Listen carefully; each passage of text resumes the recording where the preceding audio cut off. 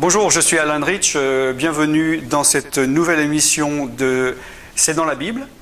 Nous sommes dans une série sur la conversion. Nous avons vu la semaine passée le point numéro 1 de comprendre et reconnaître que tu es un pécheur. Je vous rappelle que cette série sur la conversion ne concerne pas seulement les personnes qui viennent à Christ, mais c'est valable pour un chrétien qui s'est éloigné de Dieu ou a péché. D'accord ?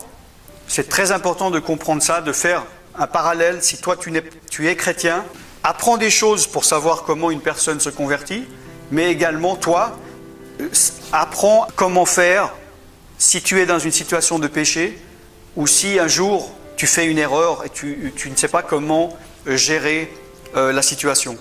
Donc le point numéro 1 de la semaine passée, c'était comprendre, prendre conscience et reconnaître que tu es un pécheur. Et cette semaine, le point numéro 2, comprendre, prendre conscience, la conséquence du péché. Je ne vais pas faire une émission complète sur l'origine du péché d'Adam et Ève.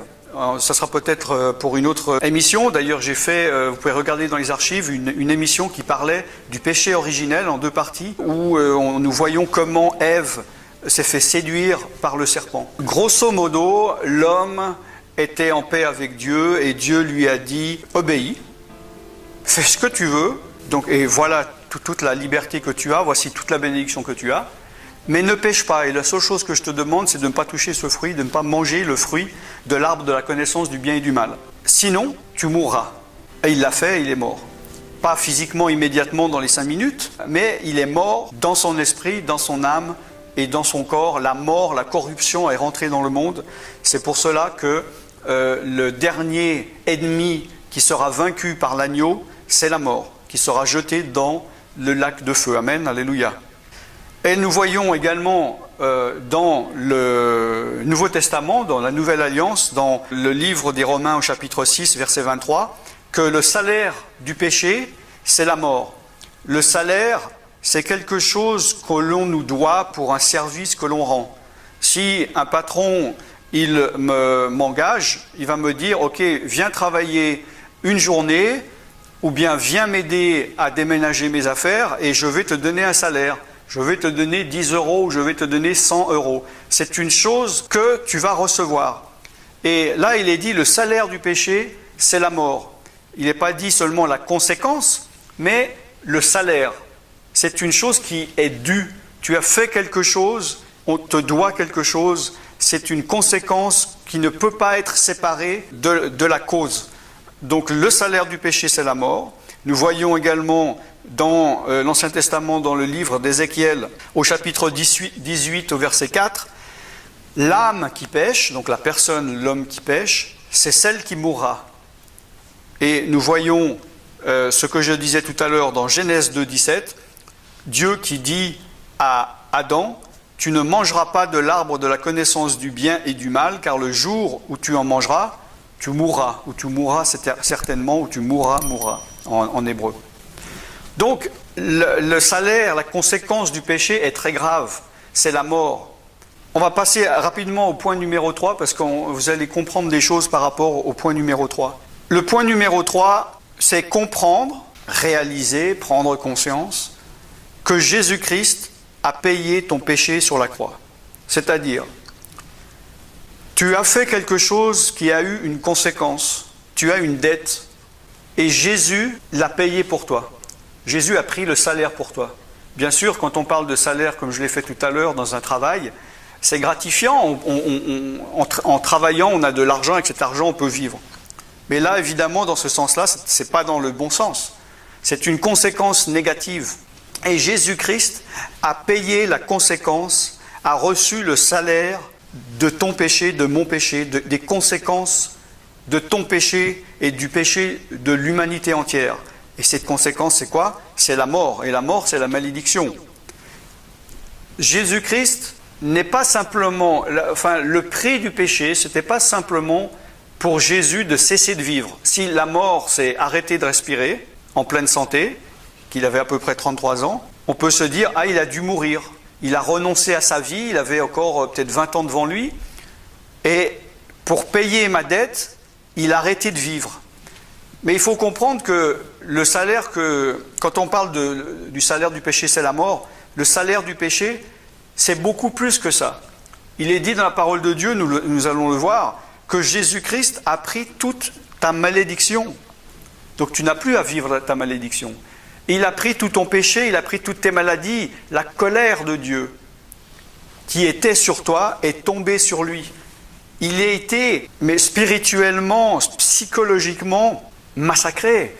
Parce qu'on voit souvent le côté physique. Pour ceux qui ont vu le film de la Passion du Christ, les historiens disent, oui, c'est violent, mais c'est sûrement comme ça que ça s'est passé. Moi, quand j'étais petit, dans les années 60, on voyait des films avec Jésus, un petit peu de sang là. Mais là, le film de la Passion est très violent. On voit qu'il était, on peut dire, massacré physiquement. Mais ce qu'il faut comprendre, c'est que ce n'était pas seulement sur son corps. Il a été massacré de cette manière, psychologiquement et spirituellement. Dieu l'a abandonné. Il a perdu la raison. Il a perdu tout. Il a été maudit alors qu'il n'avait rien fait. Il a dit, Père, mais pourquoi m'as-tu abandonné ? Je ne vais pas rentrer dans le sujet maintenant, mais il a reçu donc toute la malédiction, toute la mort, toute la colère de Dieu qui devait tomber sur toi est tombée sur Jésus. Il faut comprendre aussi pourquoi il a pu le faire. Pourquoi est-ce que, par exemple, ton père, ta mère, ton voisin, ta femme, ton mari n'auraient pas pu dire « Ok, je vais mourir à ta place pour payer ton péché ». C'est que, comme j'ai dit, ce n'est pas simplement la mort physique. Et seule une personne qui n'avait pas péché pouvait porter ton péché. Et Jésus-Christ était sans péché, il n'avait jamais péché, il était pur. C'est l'agneau de Dieu qui ôte le péché du monde. Amen. C'est pour cela qu'il a pu non seulement mourir pour toi, mais pour l'humanité entière. Nous verrons dans un prochain programme, n'est-ce pas, qui est Jésus, la personnalité spirituelle de Jésus-Christ. Il faut donc que tu puisses venir à Jésus-Christ. Comme j'ai dit tout à l'heure que comprendre la conséquence des péchés, c'est important. Comprendre la conséquence des péchés et reconnaître qu'on est pécheur, c'est une grâce que Dieu nous fait. Et venir à Jésus, c'est aussi une grâce que Dieu nous fait. D'ailleurs, Jésus a dit dans Jean chapitre 6 au verset 44, « Nulle personne ne peut venir à moi si le Père ne l'attire, si le Père qui m'a envoyé ne l'attire, et je le ressusciterai au dernier jour. » C'est pour ça que toi qui parles à des personnes de Jésus depuis longtemps et tu dis pourquoi ils ne viennent pas, j'ai parlé, j'ai tout fait pour les convaincre. Écoute, si la personne ne veut pas venir pour l'instant, tu ne peux pas le forcer, premièrement. Et deuxièmement, personne ne peut venir à Jésus si Dieu le Père ne l'attire à Jésus-Christ. C'est dans la Bible, tu peux vérifier. Nous voyons que Dieu ne veut pas que tu meures, ne veut pas que tu périsses. Dans ce verset très très connu de Jean 3, verset 16, on va aussi voir le 17. « Car Dieu a tant aimé le monde qu'il a donné son Fils unique, afin que quiconque croit en lui ne périsse pas, mais qu'il ait la vie éternelle. Dieu, en effet, n'a pas envoyé son Fils dans le monde pour qu'il juge le monde, mais pour que le monde soit sauvé par lui. » D'accord ? Donc Dieu a aimé le monde et Dieu n'a pas voulu que le monde finisse son éternité, vu que nous sommes une âme éternelle, loin de lui, donc dans les tourments pour l'éternité. Donc parce qu'il l'a aimé, il a envoyé son Fils Jésus-Christ, qui a accepté de venir, afin qu'on ne périsse pas et qu'on reçoive la vie éternelle. Donc Jésus n'est pas venu pour juger le monde, mais pour que le monde soit jugé par lui. Amen. Un jour, oui, Jésus va juger les gens.